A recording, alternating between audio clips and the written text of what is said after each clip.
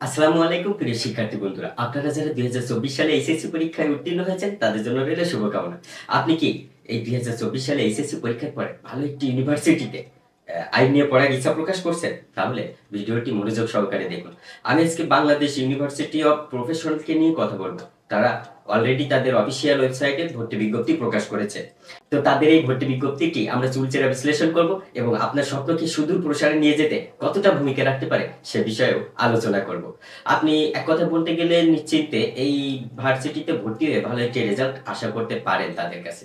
তো সেটাই আমরা এই ভিডিওতে আলোচনা করার চেষ্টা করব। আর হ্যাঁ, আর এই ইউনিভার্সিটিতেই পড়তে আমাদের জুলাই গণঅভ্যুত্থানে শহীদ হওয়া মীর মুগ্ধ ভাই।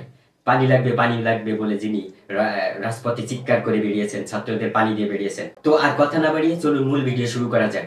এখন আমি সরাসরি আমার কম্পিউটার স্ক্রিনে নিয়ে যাব এবং তাদের ইউনিভার্সিটির সেই বিজ্ঞপ্তিটি বিশ্লেষণ করার চেষ্টা করব। তো চলুন শুরু করা যাক। তো এখন আমি সরাসরি আমার কম্পিউটার স্ক্রিন থেকে নিয়ে যাচ্ছি আপনাদের সেই ওয়েবসাইটে, তাদের অফিসিয়াল ওয়েবসাইটে নিয়ে যাচ্ছি।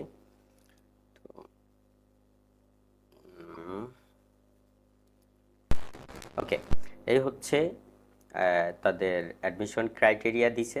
এলএলবি অনার্স ইন ল, এই যে বাংলাদেশ ইউনিভার্সিটি অফ প্রফেশনালস। তো দেখেন তাদের জেনারেল ইনফরমেশনে কি দিছে। তারা দিছে ওয়ান্স ইন ইয়ার ইনটেকে। আর অ্যাপ্লিকেশন ডিউরেশনটা একটু খেয়াল করেন, 8 নভেম্বর থেকে 22 নভেম্বরের ভিতরে তাদের এই যে অফিসিয়াল ওয়েবসাইটে অ্যাপ্লাই করতে হবে। 8 থেকে 22, তার মানে 22 তারিখ পর্যন্ত ডেট আছে। তারা আবার ডেট বাড়ানো কমানো করতে পারে, এখানে কিন্তু তারা বাড়াতেও পারে। দেখা গেল যে অনেক সময় বাড়ায়, আমাদের যে বিষয়টা আছে সেটা ওরা বিভিন্নভাবে আর কি বিভিন্ন সমস্যার কারণে বা আমরা জানি সেটা বাড়াতেও পারে, আবার নাও বাড়াতে পারে। মেথড অফ অ্যাপ্লিকেশন, আপনারা কিভাবে অ্যাপ্লিকেশন করবেন সেটা দিছে যে তারা online through the admission link, অনলাইনের মাধ্যমে আপনারা এই লিঙ্কের মাধ্যমে প্রবেশ করে অ্যাডমিশন দিতে পারবেন, অর্থাৎ এখান থেকেই করতে পারবেন। এই অ্যাপ্লাই নাও যে বাটনটা আছে এই বাটনের ভিতরে ক্লিক করে করতে পারবেন। আমি পরবর্তী ভিডিওতে, তার মানে পরবর্তী যে ভিডিওটা আমি দিচ্ছি সেই ভিডিওতে আমি এখানে বিশ্লেষণ করে দিব এবং এই অ্যাপ্লাই কিভাবে করতে হয় সেটা নিয়ে ভালোভাবে আমি একটা ভিডিও তৈরি করব, ডেডিকেটেড একটা ভিডিও তৈরি করব, আপনারা সেখান থেকে দেখে নিতে পারবেন। তো কোর্স ডিউরেশনে এখানে দিচ্ছে 4 বছর। এটা স্বাভাবিকভাবে 4 বছরই হয়ে থাকে, সেমিস্টার হয় 8টা। এটা স্বাভাবিক, প্রত্যেকটা ইউনিভার্সিটিতে এটা করে থাকে, সেমিস্টার 8 সেমিস্টার। আর টোটাল ক্রেডিট আওয়ার্স হচ্ছে 128 ঘন্টা। এখানে কোর্স ফিটা একটু ভালো করে লক্ষ্য করেন, 1,53,000 টাকা। Additional fees in applicable. তো দেখেন অন্যান্য ইউনিভার্সিটিগুলোতে আপনার 3 লাখ 4 লাখ টাকা পর্যন্ত হয়ে থাকে। আমাদের সাভার, আমার একটা ভাই সাভার একটা ইউনিভার্সিটিতে, সিটি ইউনিভার্সিটি যেটা, এখানে ভর্তি হয়েছে। তার কিন্তু এই যে 4 বছরে বা 8 সেমিস্টারে কিন্তু প্রায় 3 লাখ টাকা কাজ লাগবে আর কি। তারা অনেকটা ছাড় দিছে বা মনে করেন যে বিভিন্ন রকম তাদের যে ইগুলা আছে সেইগুলার মাধ্যমে কিছু কমাইছে, বাট প্রায় 3 লাখ টাকার কাছাকাছি কিন্তু পড়ে যাবে।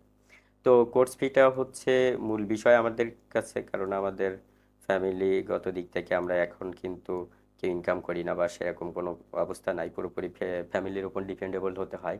সেই ক্ষেত্রে ফ্যামিলির উপর ডিপেন্ডেন্ট অবস্থায় আমাদের কিন্তু অনেক হিউজ, যেমন 3-4 লাখ টাকা পর্যন্ত আসলে ব্যয় করা আমাদের পক্ষে সম্ভব নয়। তো এখানে এক ধাপ এগিয়ে আছে আমি বলবো বাংলাদেশ ইউনিভার্সিটি অফ প্রফেশনাল।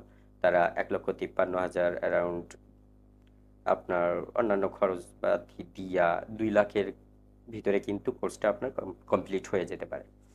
তো এলিজিবল ফর অ্যাডমিশনের ভিতরে, এলিজিবিলিটির ভিতরে ওরা রাখছে, এগুলো একটু খেয়াল করবেন। এ ক্যান্ডিডেট মাস্ট পাস এসএসসি বা সমমান, এইচএসসি বা সমমান হতে হবে, অবশ্যই পাস হতে হবে। এটা ফার্স্টেই তারা দিয়ে দিছে। 2 নম্বর বলছে candidate from science group must obtain A total GPA 9 point. আপনারা যদি সায়েন্স গ্রুপ থেকে অ্যাপ্লাই করেন তাহলে অবশ্যই আপনার 9 পয়েন্ট থাকতে হবে, দুইটা মিলায়, এসএসসি এবং এইচএসসি মিলায়। তো দেখেন এখানেও বলে দিয়েছে যে এসএসসি এবং এইচএসসি বা সমমানের মিলায়া আপনার আলাদাভাবে 4.25 পেতে হবে, তাছাড়া কিন্তু আপনি অ্যাপ্লাই করতে পারবেন না। দেখেন 3 নম্বরে বলছে যদি বিজনেস স্টাডিজ থেকে হয়ে থাকেন তাহলে আপনাকে এইচএসসি বা এসএসসি মিলায়া 8.50 রাখতে হবে, 8.50। তো এখানে 8.50 বলছি। তো যাই হোক, তো আপনার আলাদাভাবে এসএসসি এবং এইচএসসিতে আলাদাভাবে 4 পয়েন্ট করে পেতে হবে। অবশ্য বুঝতে পারছেন আশা করি। 4 নম্বরে বলছে যদি আপনি হিউম্যানিটিস অর্থাৎ আপনি যদি জেনারেল থেকে হয়ে থাকেন তাহলে 8.25 এর ভিতরে হতে পারে, হয়ে যাবে। এখানেও আলাদাভাবে 4 পয়েন্ট করে রাখা হয়েছে। আর যদি অন্যান্য থেকে পান তাহলে এখানে একটু ভালো করে দেখবেন, মিনিমাম 5 পেতে হবে, 2 পেতে হবে, এই যে 2.5 6.5 পয়েন্টস পেতে হবে, টোটাল ফলোয়িং স্কেলের ভিতরে থাকতে হবে। এই চারটাও একটু ভালো করে দেখে নেবেন আপনারা, আমি দিয়ে দিব ফার্স্ট লিঙ্ক কমেন্টে, এটা একটু ভালো করে দেখে নিন। তো থাকলো গিয়া আরও হচ্ছে ইন্টারন্যাশনাল ব্যাচ, কই আইবি থেকে যদি আপনারা থাকেন তাহলে 6 সাবজেক্ট 6 সাবজেক্টে 30 পয়েন্ট পেতে হবে, 30 পয়েন্টের বেচের উপরে ভিত্তি করে। তো যাই হোক, অ্যাডমিশন স্টাইল সি লেভেল। আচ্ছা, এখানে একটা মূল বিষয় যেটা আমাদের লক্ষণীয়, আমরা যারা অ্যাডমিশন পরীক্ষা দিয়েছি বা দিব সামনে, বিশেষ করে পাবলিক ইউনিভার্সিটিগুলোতে, সেখানেও কিন্তু এই ইনক্লুড এইগুলো থাকে, এগুলো কিন্তু আমাদের দেখে বুঝে শুনে তারপরে আমরা কিন্তু প্রস্তুতি নিয়ে থাকি। তো দেখেন এখানে তারা রাখছে ইংরেজিতে 40, আর জেনারেল নলেজে সাধারণ জ্ঞানে রাখছে 40, আর বাংলায় রাখছে 20। এখানে কিন্তু ম্যাথ রাখে নাই, যেটা খুবই ভালো একটা বিষয়। ঠিক আছে, পাশ করার জন্য একটা ভালো দিক বলতে পারেন। কারণ ম্যাথ থাকলে, আমি যখন জাহাঙ্গীরনগর ইউনিভার্সিটিতে অ্যাপ্লাই করেছিলাম, ভর্তি পরীক্ষাও দিয়েছিলাম, যখন ভর্তি পরীক্ষা দিয়েছিলাম তখন কিন্তু এই ম্যাথে একটু ঝামেলা হয়ে গিয়েছিল, তো পরবর্তীতে ঠিক হয়ে গেছিল, এখানে ম্যাথ রাখে নাই। তো যাই হোক, এখানে রিটেন টেস্ট টোটাল 100, এটা খেয়াল রাখবেন। আচ্ছা, এমসিকিউতে 55% পাইতে হবে আপনাকে পাস করতে হলে অবশ্যই। আর হচ্ছে তার মানে এমসিকিউ থেকে আপনাকে 55% নিতে হবে, নিবে তারা। আর হচ্ছে এইচএসসির উপর, রেজাল্টের উপর ভিত্তি করে 25%, আর 20% নেবে হচ্ছে এসএসসি এর উপর। তো এইচএসসি থেকে 25% নিচ্ছে, আর এসএসসি থেকে নিচ্ছে 20%। মানে এখানে এই পার্সেন্টেজটা আপনারা অনেকেই বুঝেন না, আমি একটু বুঝাই বলি। মনে করেন আপনাদের সবারই তো 4 পয়েন্টের উপরে, এখানে যে বলছে যে কই, এখানে মনে করেন আপনি সায়েন্স থেকে আছেন, আপনার 9 পয়েন্ট আছে। তো সেই বিবেচনায় 9 পয়েন্ট অনেকেই অ্যাপ্লাই করেছেন। এখন এখানে 5 পয়েন্ট নিয়ে কিন্তু, 10 পয়েন্ট নিয়েও কিন্তু অনেকে অ্যাপ্লাই করে। তো আপনার থেকে কিন্তু ওই পয়েন্ট যার বেশি সে এক ধাপ এগিয়ে আছে। মনে করেন আপনিও রিটেনে টিকলেন, ও রিটেনে টিকলো, সব কিছুতে টিকলো। টিকার পরে কি হবে, এখন দেখা গেল যে সিট নিয়ে ঝামেলা বাড়ছে, যে সিটে আপ ডাউন হবে, এখানে বাছাই করতে হবে। দেখা গেল তার ভিতরে, আপনার ভিতরে একটা বাছাই পর্ব চলে আসছে একটা পর্যায়ে।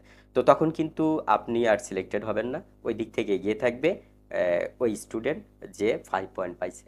আশা করি বিষয়টা ক্লিয়ার হয়েছে। তো যাই হোক, আমরা নিচে চলে যাই। এখানে কি বলছে, এক্সাম টাইম, এক্সাম টাইপ। এখানে এক্সাম টাইপে বলা হয়েছে এমসিকিউ সিস্টেম 100 মার্ক। হ্যাঁ, এখানে একটু ভালো করে লক্ষ্য করেন, এমসিকিউটা সিস্টেম 100 মার্কেরই এমসিকিউ হবে।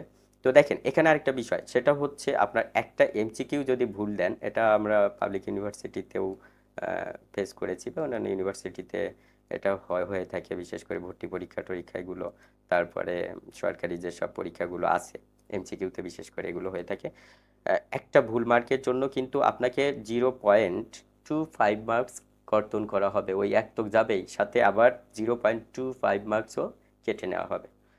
তো দেখেন details, time plan and centre for admission test, কোথায় কোথায় সেন্টার পড়বে সেটা হচ্ছে এখানে দিয়ে দিছে, কত তারিখে পড়বে সেগুলো সব দিয়ে দিছে, রিটেন এক্সাম কবে, এগুলো অ্যাডমিট কার্ড কবে নিতে হবে, কোথা থেকে নিতে হবে, এখানে লিঙ্কটিং সব দিয়ে দিছে, কত তারিখ থেকে ডাউনলোড করতে হবে, সব কিছু এখানে দিয়ে দিছে। তারপর বলছে publication of merit list of selected ক্যান্ডিডেটের 18 ডিসেম্বর 2024। তো এখানে ঢুইকা তারপরে পাওয়া যাবে। আচ্ছা, written test will be held as per the following schedule. এই শিডিউল মেনটেন করে রিটেন টেস্ট নেওয়া হবে, আপনারা একটু খেয়াল করে দেখবেন, খেয়াল করে যাবেন। তো যাই হোক, অ্যাডমিশন টেস্ট, রিটেন, এগুলো একটু ভালোভাবে আপনারা পর্যালোচনা করে যাবেন, দেখে শুনে যাবেন। ঠিক আছে, তো দেখুন স্পেশাল ইন্ট্রাকশনে কি দিছে, এগুলো একটু দেখবেন। 1 নাম্বার, 2 নাম্বার, মিনিমাম 40 মার্কসের উপরে ইংলিশের উপরে থাকতে হবে, যে ও লেভেল এ লেভেল, এগুলো একটু ভালোভাবে দেখে যাবেন। The help desk will remain open from 9টা টু 5টা 10 নভেম্বর, এটা একটু ভালোভাবে খেয়াল করে যাবেন। এখানে নাম্বার টাম্বার সব দিয়ে দিছে। হচ্ছে যে আপনার হেল্প ডেস্ক, যে হেল্প ডেস্কে আপনারা যোগাযোগ করবেন কোনো সমস্যা হলে, পরীক্ষা এক্সামের যদি সিট টিট খুঁজে না পান, বা বিভিন্ন রকম সমস্যা হতে পারে এক্সামের টাইমে, এক্সামের সময় আসলে, তখন আপনারা এই যে নাম্বারগুলো, নিচে যে নাম্বারগুলো, phone number, telephone number, mobile number দেওয়া হয়েছে, সেখানে আপনারা কল করতে পারবেন। এবং কল করার যে সময়টা সেটাও কিন্তু দিয়ে দিয়েছে 9 AM থেকে 5 PM পর্যন্ত, এই টাইমের ভিতরে তাদের সাথে আপনারা করতে পারবেন। তো বলছি incompleted application will be not be considered for admission BUP authority serve. আচ্ছা, এখানে এই খেয়াল করেন, আপনি যদি অ্যাপ্লিকেশন করার সময় ভুলভাল কোনো তথ্য দেন বা কমপ্লিট পূর্ণভাবে সব কিছু তাদের যে ইয়ে আছে, চাহিদার ডিমান্ডগুলো আছে সেগুলো ফুলফিল না করে যদি আপনারা করেন অ্যাপ্লাই, তাহলে কিন্তু সেটা ইনকমপ্লিটেড থাকবে এবং সেটা কিন্তু অটোমেটিক্যালি ডিলিট করে দিবে। এটা কিন্তু আপনি সিলেক্ট হতে ক্যান্সেল করে দিবে, সিলেক্ট হতে পারবেন না। দ্য ইউনিভার্সিটি অথরিটি রিজার্ভ কি বলছে, the university authority reserves the right to cancel, modify, change any information given in the advertisement. তার মানে তারা এই যে যত কিছু দিছে এগুলো তারা কারেকশনও করতে পারে, তারা চেঞ্জও করতে পারবে, মডিফাই সব কিছু করতে পারবে, সেটা তারা বলে দিছে। সব ইউনিভার্সিটি থেকেই দেয়। তো এই ছিল আমাদের যে সার্কুলার, সেটা নিয়ে ক্রাইটেরিয়া, অ্যাডমিশন ক্রাইটেরিয়া নিয়ে এলএলবির। তো আমরা এখন দেখব এটা আসলে কতটা আমাদের স্বপ্নটাকে বাস্তবায়ন করতে কতটা সাহায্য করবে। তো চলুন আমরা সেখানে চলে যাই। আমরা অ্যাবাউট সেকশনে যাই। দেখুন অ্যাবাউট সেকশন, অ্যানুয়াল যে রিপোর্ট আছে এখানে চলে যায়। ডাউনলোড অপশনে ক্লিক করলে এখানে আমাদের একটা পিডিএফ আছে, সেই পিডিএফটা ডাউনলোড হচ্ছে। এই পিডিএফের লাস্ট পেজে যা আছে, অবশ্য আমি আমার পিসিতেই রেখেছিলাম, সেটা ডাউনলোডে আছে মেবি, কোথায় জানি রাখছি, খেয়াল করতে পারতেছি না। ওদিকে এই যে আমি ক্রোম দিয়ে দেখা ট্রাই করি, ওদিকে অলরেডি চলে আসছে, আর এদিকেও চলে আসছে। তো যাই হোক, আমি ঢুকতেছি,